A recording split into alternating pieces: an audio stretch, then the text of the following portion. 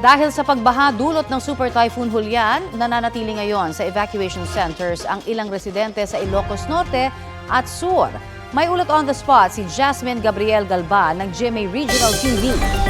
Jasmine!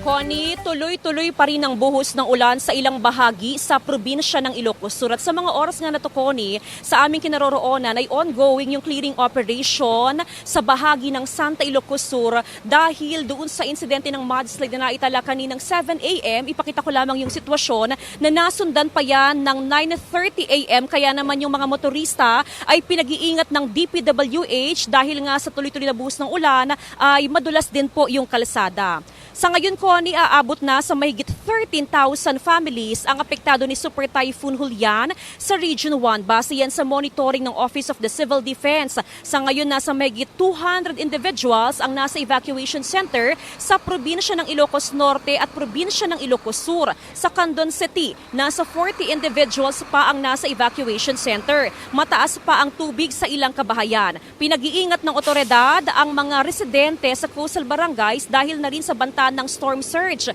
Bukod sa storm surge, pinag-iingat din ang mga residente sa banta naman ng flash floods. Sa ngayon, Connie, tuloy-tuloy naman yung isinasagawang distribution ng relief packs ng iba't ibang LGUs sa mga probinsya ng Ilocos Sur at probinsya ng Ilocos Norte. Connie? Maraming salamat, Jasmine Gabriel Galban ng GMA Regional TV.